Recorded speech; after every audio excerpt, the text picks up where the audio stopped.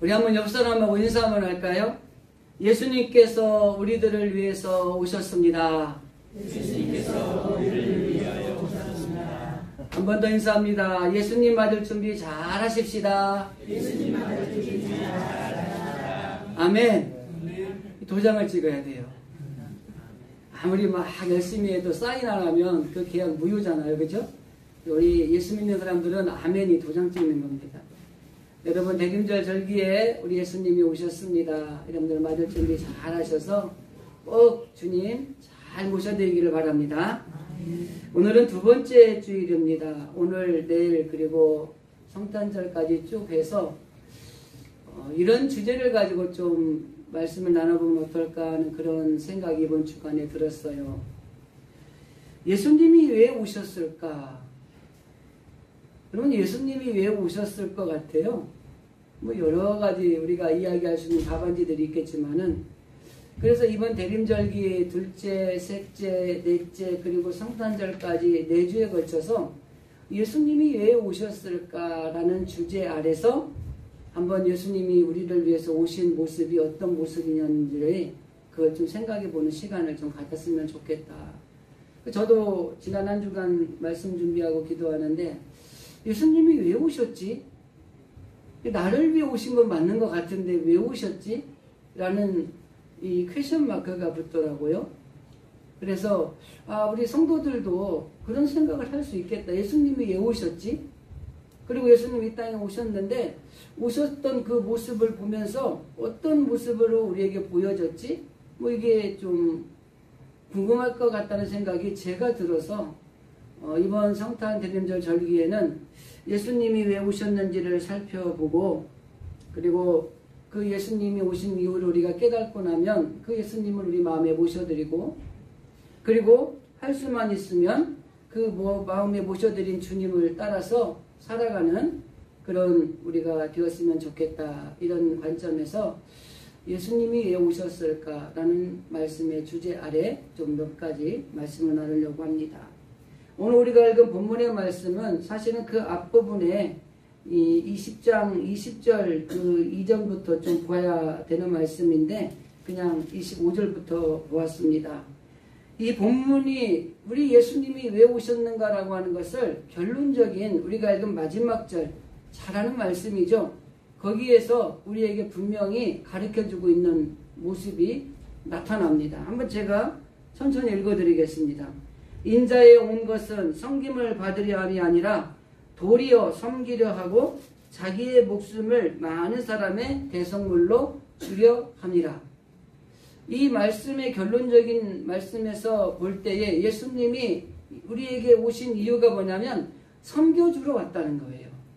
섬김을 받으려고 온 것이 아니라 오히려 섬겨주기로 하고 왔다는 거예요. 근데 그 섬김의 최고의 극치가 뭐예요? 대성물이 됐다고 하는 것입니다. 십자가에서 우리들이 죽어야 되는데 우리를 대신해서 죽기까지 우리를 위해서 섬겨주시기 위해서 오신 주님이다. 이걸 이야기하는 것이 이 마태복음 20장 28절 말씀의 핵심이라고 하는 것입니다. 그래서 오늘의 제목을 예수님이 이 땅에 오신 이유 첫 번째, 예수님은 섬기기 위해서 오셨다라는 관점에서 오늘 말씀을 좀 생각을 해보려고 하는 것입니다. 예수님이 이 땅에 섬기기 위해서 오셨다고 한다면, 그리고 우리를 위해서 섬겨 주셨다고 한다면 우리들도 당연히 예수님처럼 우리도 섬기는 삶을 살아가는 것이 마땅합니다. 그래서 삶의 자리 가운데 모든 부분이 흐트러지지 않고 정상적으로 잘 진행되려면은 이 섬김의 삶을 살아가는 것이 중요하다고 하는 것입니다.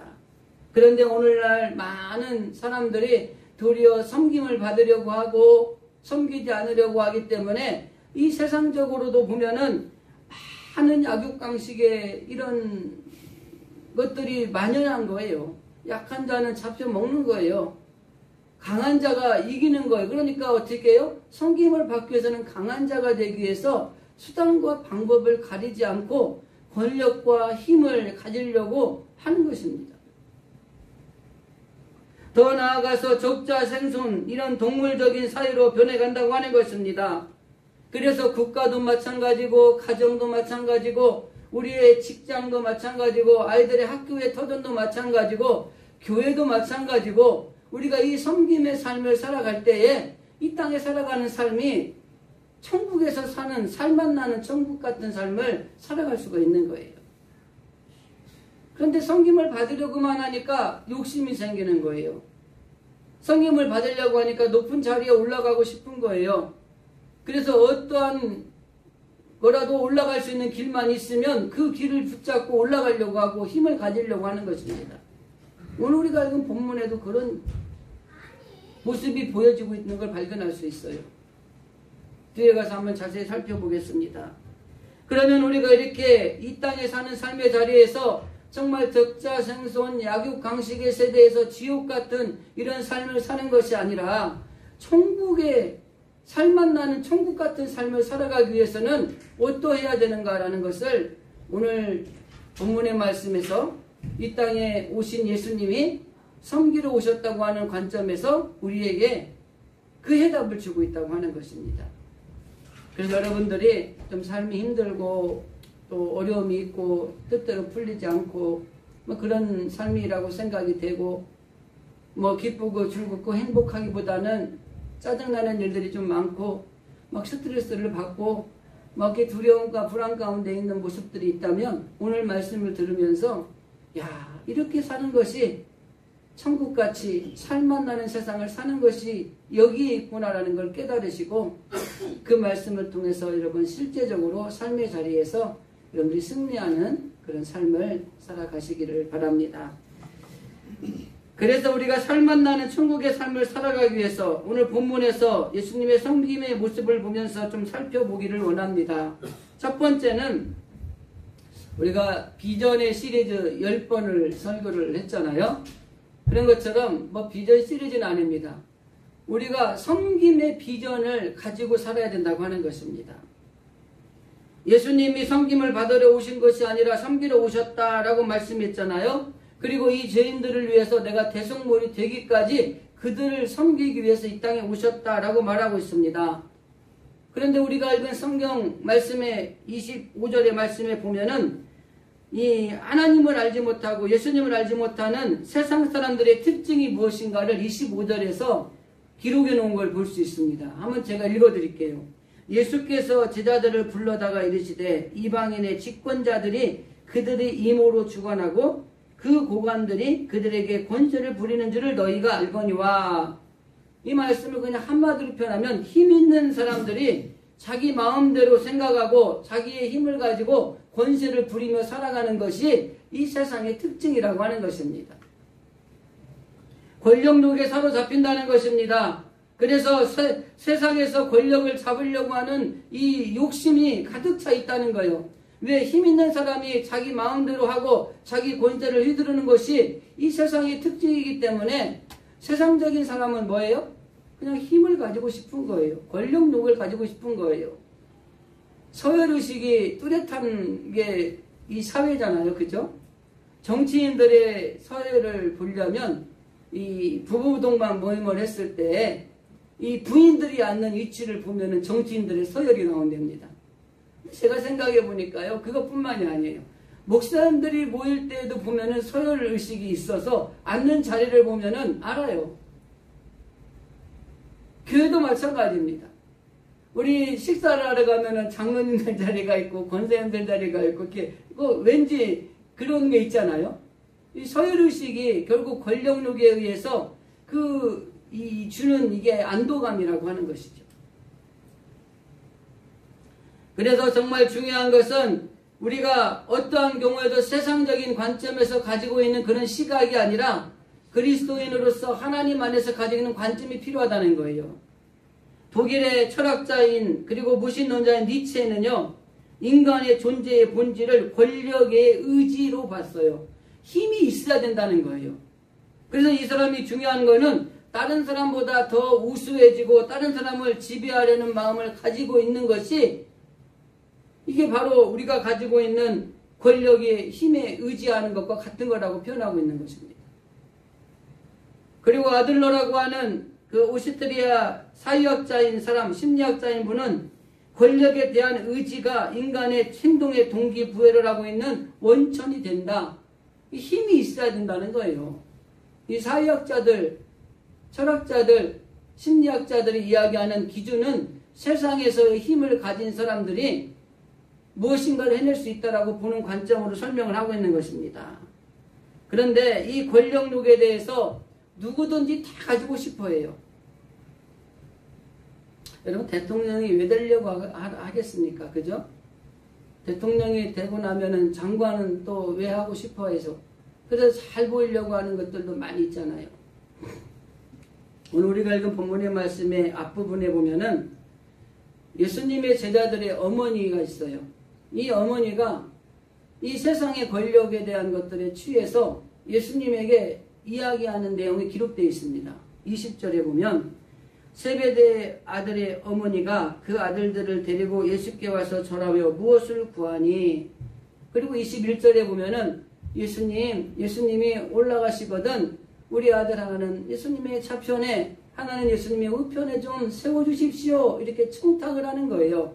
치맛바람을 일으킨 겁니다. 근데 여기 세베대라고 하는 이 어머니가 이 무엇을 가지고 이 예수님한테 얘기하냐면 연고를 가지고 얘기하는 거예요. 학연, 지연, 혈연. 예수님하고 이 세베대 이 어머니하고는 친족간이 됩니다. 우리 혈연간에 뭐가 있으니까 우리 아들 좌우에 좀 세워주세요 라고 청탁하는 겁니다.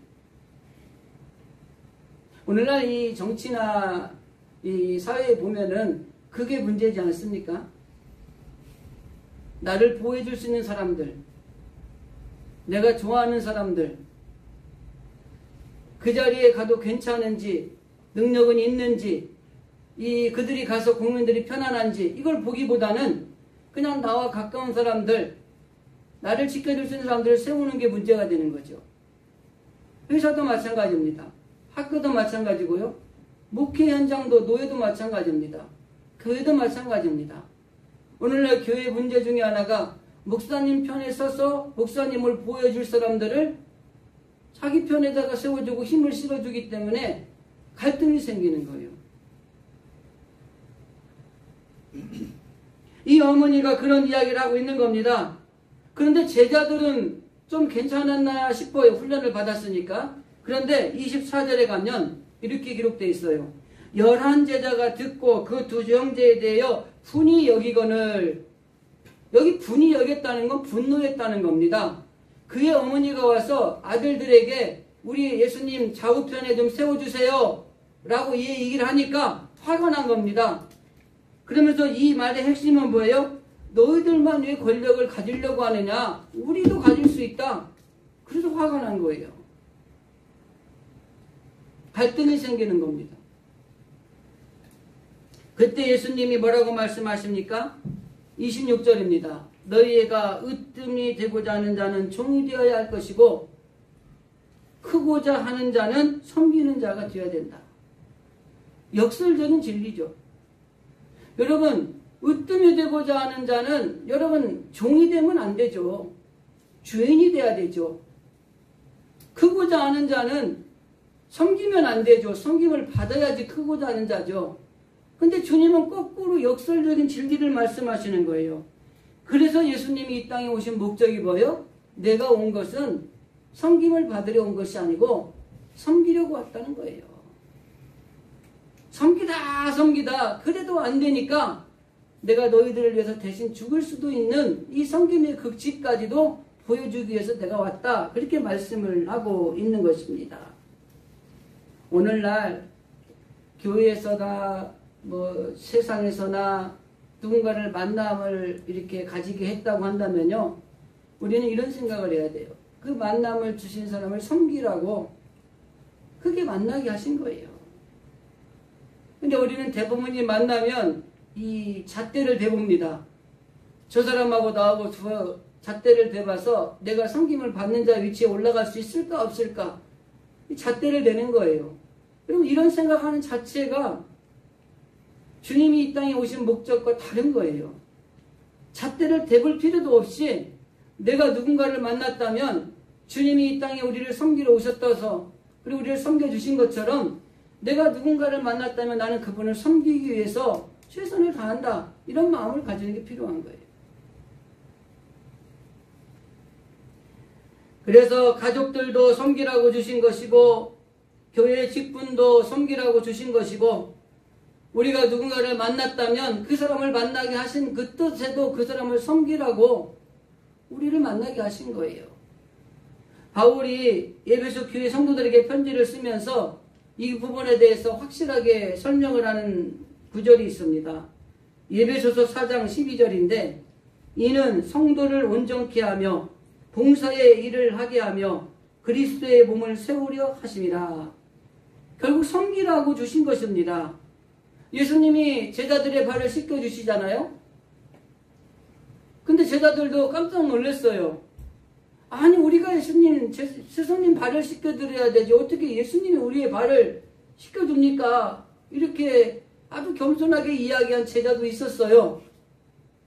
그러나 예수님이 그 제자들의 발을 씻겨주었습니다. 병든 자를 고쳐주셨습니다.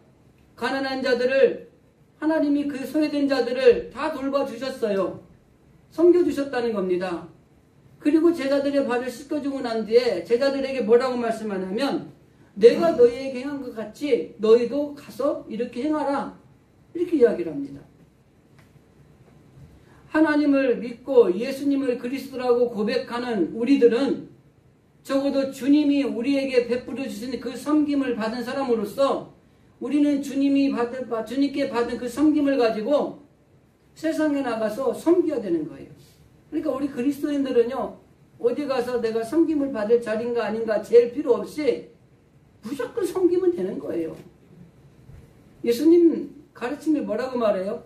네가 어디 잔치에 갔을 때 꼭 이 높은 자리 상자에 앉지 말아라. 나중에 누군가가 왔는데 너보다 높은 사람이 와서 그 자리에 내려올 때에 창피를 당한다. 그러면서 뭐라 그래요? 차라리 아래에 앉으라. 그러면 누군가 와서 아이고 왜 여기 앉아 계십니까? 위로 올라가시죠. 그렇게 하는 게 아름답다는 거예요.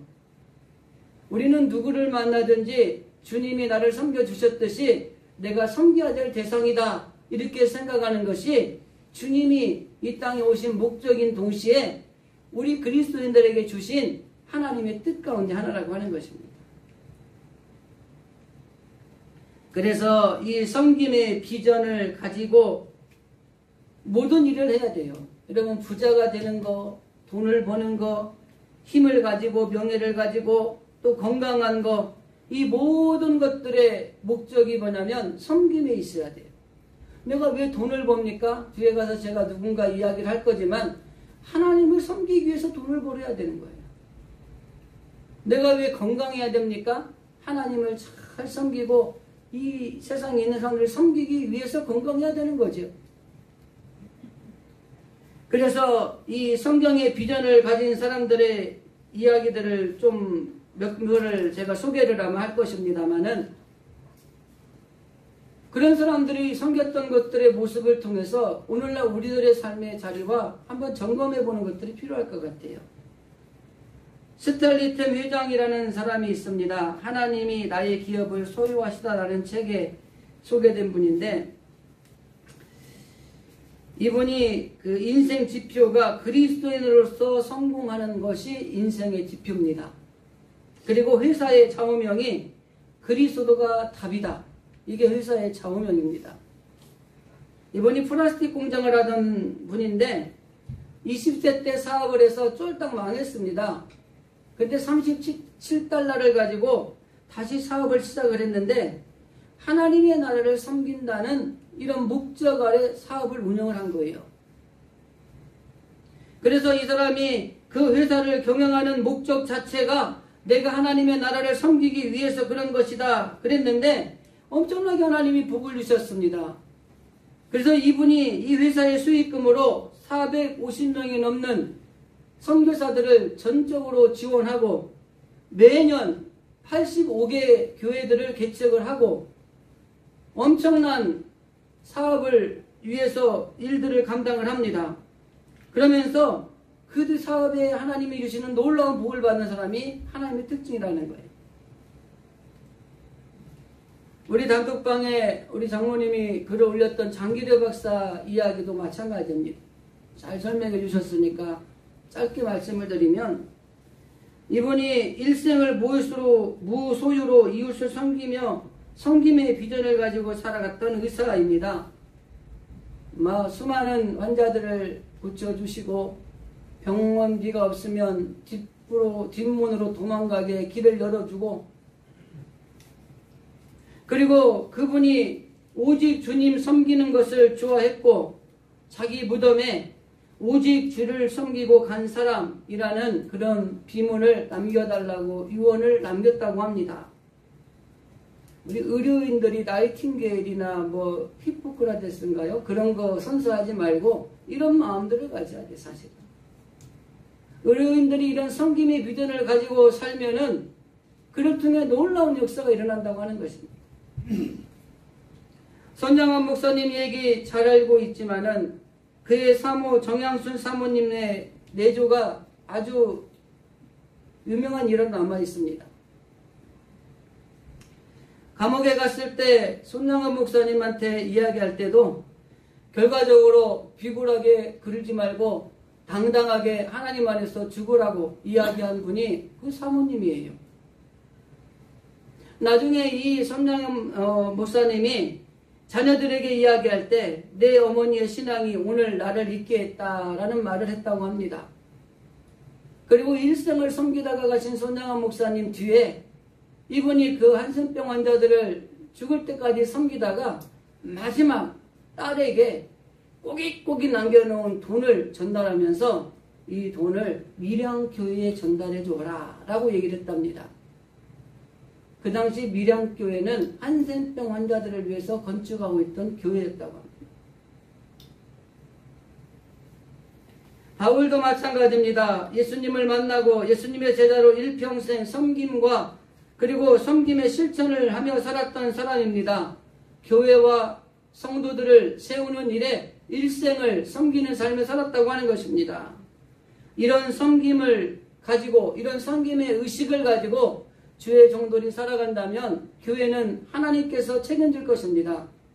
이런 섬김의 비전을 가지고 성도들이 살아간다면 하나님이 그 교회를 통해서 놀라운 일들을 행하실 것이라고 하는 것입니다.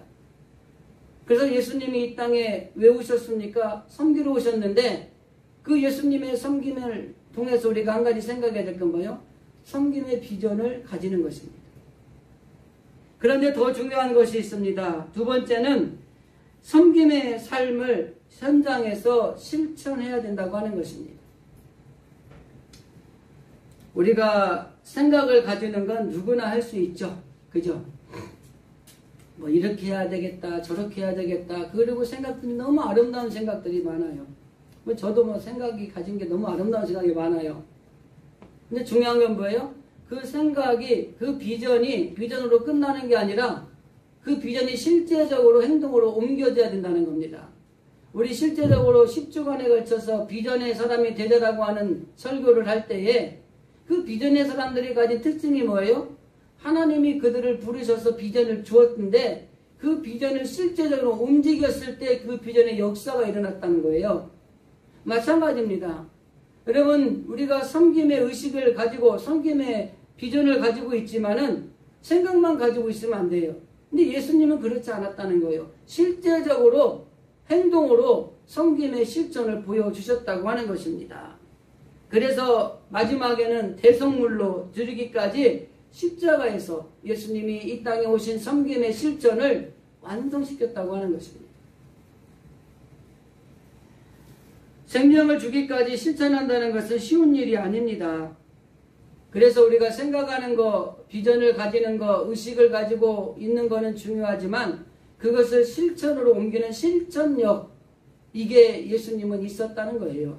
그래서 예수님이 이 땅에 섬기러 오신 그 모습으로 완성이 되었다고 하는 것입니다. 그래서 우리가 어떤 하는 일들 가운데 분명한 것은 뭐냐면 아까 앞에서도 말씀드렸던 것처럼 예수님이 제자들의 발을 씻기시고 난 뒤에 요한복음 13장 14절 이하에 보면은 뭐라고 말씀하시냐면 내가 주와 또는 선생이 되어 너희 발을 씻겼으니 너희도 서로 발을 씻기는 것이 옳으니라. 내가 너희에게 행한 것 같이 너희도 행하려 하여 내가 본을 보였노라. 이렇게 말씀하시는 거예요. 그래서 예수님은 섬기러 오셨다고 말하고 섬김의 비전을 가지고 있었고 그 섬김의 비전을 가지고 있는 것으로 그치는 것이 아니라 실제적으로 행동으로 옮겨주셨어요. 가난한 자, 병든 자, 소외된 자, 억눌린 자 모든 사람들을 섬겨주셨고 죽어가는 자를 살리시기도 하시고 그리고 제자들의 발을 씻겨주시는 모습을 통해서 실제적으로 보여주셨다고 하는 겁니다. 그런데 그 이유가 뭐예요? 너희들도 그렇게 하라고 내가 본을 보여준 거야.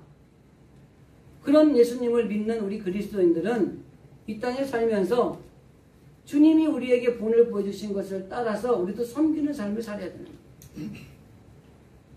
이 섬긴다는 말은 다른 표현으로 말하면 사실은 겸손한 겁니다. 낮아지는 거죠. 그래서 우리들도 주어진 시간이나 재능이나 물질을 통해서 이 예수님이 우리에게 본을 보인 것처럼 섬김의 실천을 우리는 행해야 된다고 하는 것입니다. 예수님의 이 실천력은 사복음서에 등장하는 수많은 그의 사역에서 얼마나 많은 섬김의 본을 보여주셨는지가 잘 나타나고 있습니다. 그래서 우리가 주님처럼 그렇게 섬기지는 못하더라도 우리가 하나님이 주신 것들 있잖아요. 그게 아주 작은 것이라도 괜찮아요. 그것들을 가지고 우리가 이 섬김의 실천을 하기 위해서 우리가 사용하고 또 쓰임받고 한다면 그것이 바로 우리가 주님의 섬김의 실천을 우리도 감당하는 것이라고 할 수가 있는 것입니다. 최홍준 목사님이 쓴 장로 걸림돌인가 디딤돌인가 우리 장로들 한번 사서 읽어보십시오. 거기에 있는 이야기 하나를 짧게 설명을 하겠습니다. 어떤 자매가 참 신앙이 좋은 자매가 있었어요. 주일 예배는 물론이고 성경 공부 새벽 예배까지 빠지지 않고 열심히 신앙생활하는 자매가 있는데 이 자매에게 문제가 하나 있어요. 그 뭐냐면 남편이 교회를 안 나오는 거예요. 나도 이 남편한테 한 번만 교회를 가자고 이렇게 해도 안 가는 거예요. 근데 자꾸 들을 볶으니까 이 남편이 그러면 한 번만 내가 가주겠다고 그리고 교회를 온 거예요. 그 예배 끝나고 나서 딱 한 번 갔어. 이제 다시는 가자고 하지 마라. 그래서 그렇게 하고 이제 끝났어요. 몇 개월이 지났는데 그 교회 장로님 한 분이 그 남편한테 전화를 한 거예요. 가지고 교회를 나오게 한 번 더 됐는데 왔는데 하나 이 교회는 어떤 것이고 설명을 해주고 밥은 어떻게 먹고 데리고 와서 같이 밥도 먹고 막 이렇게 하나씩 섬겨주신 거예요. 그리고 이제 교회를 갔다가 와서 이 남편이 아내한테 이렇게 얘기하는 거예요. 자기네 교회 장로들은 다 그래? 그러면서 자기가 교회를 다녔었다는 거예요. 근데 교회를 안 나간 이유가 교회에 갔는데 장로라고 하는 분이 왕노릇을 하고 있더라는 거예요. 그래서 그게 보기가 좋잖아요. 자기는 교회를 안 다녔었다는 거예요. 근데 이 장로님이 그렇게 해서 잘 섬겨주셨다는 거예요. 그래서 이분이 교회를 잘 나가서 집사도 되고 신앙생활을 잘 했다는 거예요. 그 장로 걸림돌인가 디딤돌인가 하는 그 책에 보면 나오는 이야기입니다. 작은 것에서부터 우리가 섬겨야 돼요.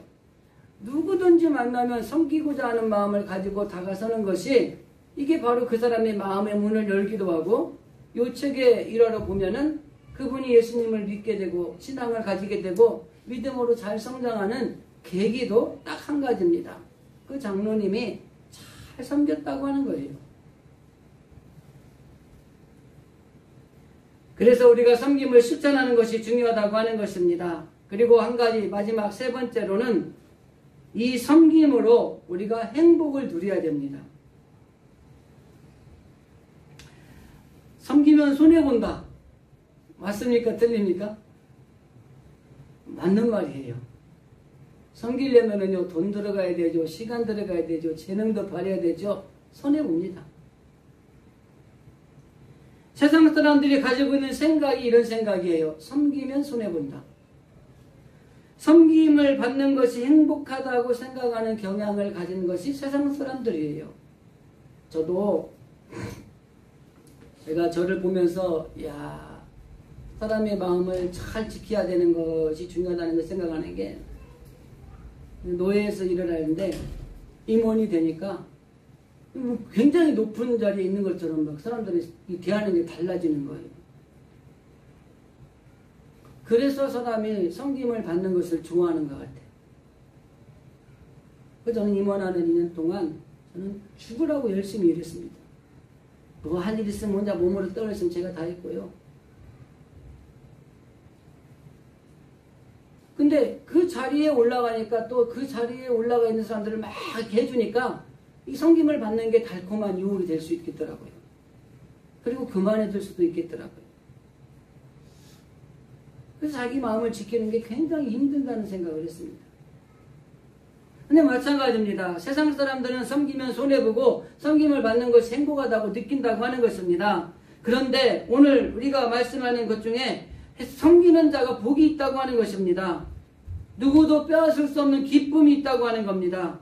26절, 27절에 보면 크게 섬기는 자가 오히려 크게 되고, 그리고 종이 되는 자가 으뜸이 된다라는 말씀을 예수님이 하시고 있다는 말씀입니다. 그리고 예수님도 분명히 말씀하시기를 제자들의 발을 씻기는 섬김의 도를 가르쳐 준 뒤에 요한복음 13장에 보면 너희가 이것을 알고 행하면 복이 있으리라. 결국 하나님이 주시는 이 예수님이 가르쳐 주신 섬김의 삶을 실천하고 살아가면 복이 있다는 거예요. 행복하다는 거예요. 기쁨이 있다는 거예요. 손해보지 않아요. 우리는 손해본다고 생각하는 것이 세상적인 기준이라는 겁니다. 사도행전 교회가 여러분 복된 것 중에 하나가 뭐예요? 사도행전 20장에 보면은 주는 자가 받는 자보다 더 복되다 라는 말씀이 있어요. 여러분 우리가 섬기는 것이 더 복이 되는 겁니다. 받는 것도 잘 받아야 되지만 그렇다고 여러분 받지 말라는 건 아니에요. 누군가 섬기면 받아야 되니까 받고 받는 것보다 더 많이 섬기는 실천의 삶을 살아가는 게 사실은 중요한 것입니다.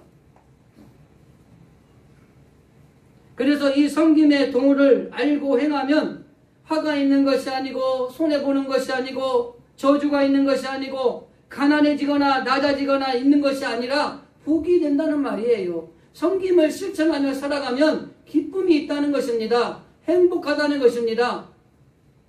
그렇기 때문에 우리들은 예수님이 친히 실천하신 이 섬김을 통해서 하나님이 주시는 복을 받는 통로가 되어야 되는 거예요.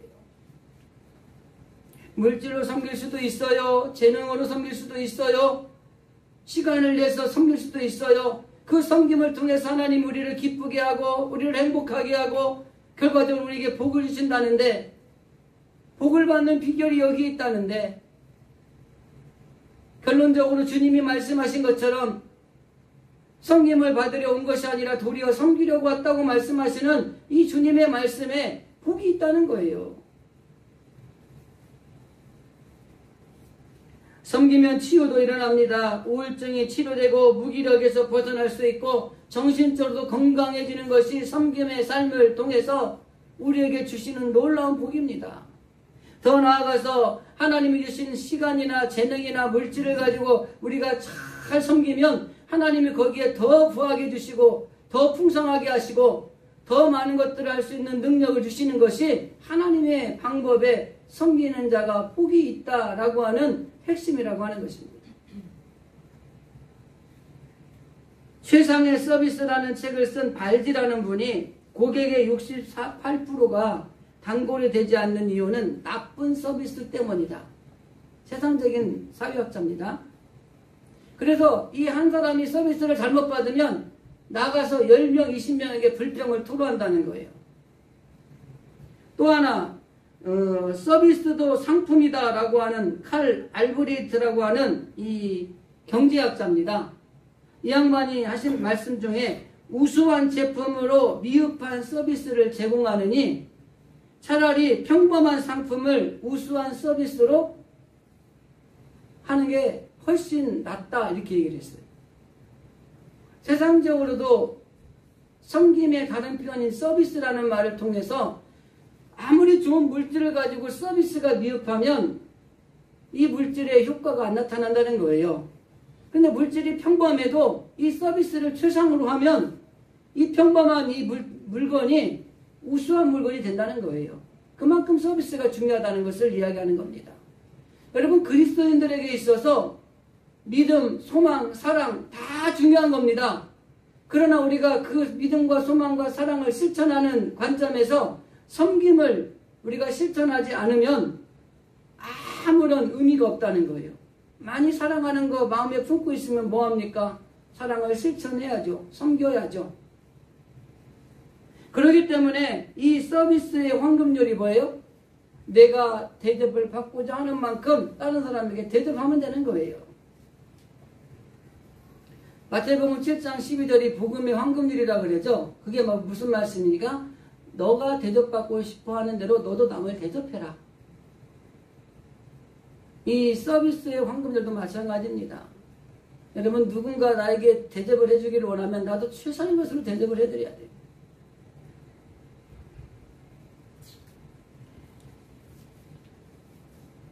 말씀 한 가지만 하고 정리를 하겠습니다. 머슴이 장로가 되었는데 섬겼던 조덕삼 장로님 이야기 들어보셨죠?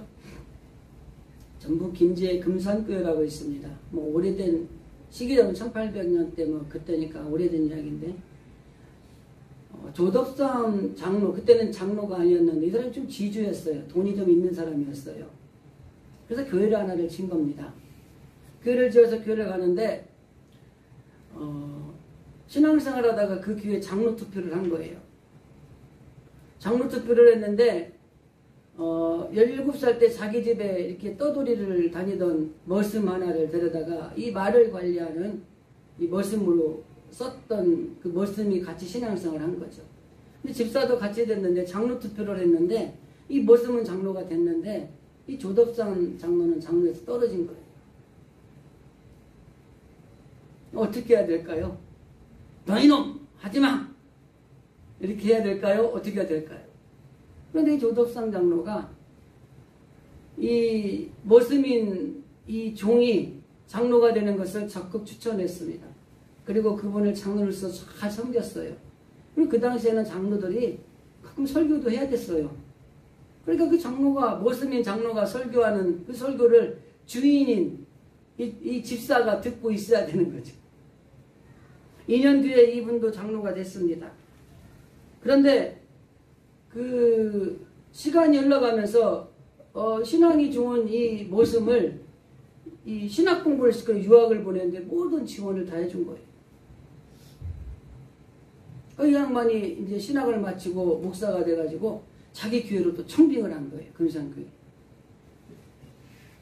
그분이 이자인 목사님입니다. 총회장을 3번이나 하고 아주 훌륭한 목사님이죠. 그리고 그 목사님을 자기 교회 담임 목사로 모시고 깍듯이 잘 섬겼다는 거예요. 그리고 이 조덕삼 장로가 지금 현재 그의 아들 조영호 그리고 그의 손자 조세영 국회의원 됐다고 그러더라고요. 이 3대가 장로로서 지금도 교회를 잘 섬기고 있다고 그래요. 섬기면 망하는 법이 없습니다.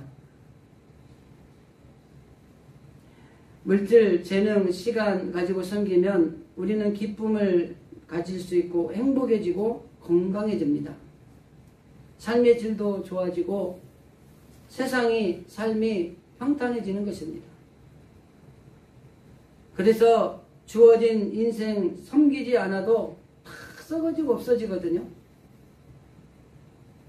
섬기면 하늘에 상급이 쌓이고 이 땅에서 30배, 60배, 100배의 결실을 맺을 수 있는데 섬기지 않으면 그냥 썩어지고 없어지는 겁니다. 대림절 2번째 주일을 보내면서 예수님이 왜 오셨는가? 섬김을 받으려 온 것이 아니라 도리어 섬기러 왔다. 주님은 이 땅에 오실 때 우리를 섬겨주러 오셨고 그리고 실제적으로 그렇게 섬김을 우리에게 실천하셨고 그리고 십자가에 돌아가시면서까지 다 이뤘다고 기쁨과 행복한 미소를 지고 세상을 떠나셨어요. 섬김에는 이렇게 놀라운 힘이 있습니다. 섬김을 실천할 때 기쁨이 있고 행복하고 하나님이 주시는 복을 받게 되는 비밀이 있다고 하는 것입니다. 그래서 오늘 예배를 드리는 우리 진실의 성도들이 섬김의 비전을 가지고, 그리고 그 비전을 가지고 있는 것만이 아니라 실제적으로 실천하시고, 그 실천을 통해서 주시는 참된 기쁨을 누리시고 참된 행복을 누리시고 하나님이 주시는 복을 받아 누리는 우리 진실의 성도들이 다 되어질 수 있기를 주님의 이름으로 간절히 기도드립니다. 아멘. 그럴 때에 좀 힘들고 지치고 빡빡한 이 세상이 그래도 살만 나는 천국의 삶으로 아름다운 세상으로 바꾸어지게 될 줄로 믿습니다. 아멘. 기도하겠습니다.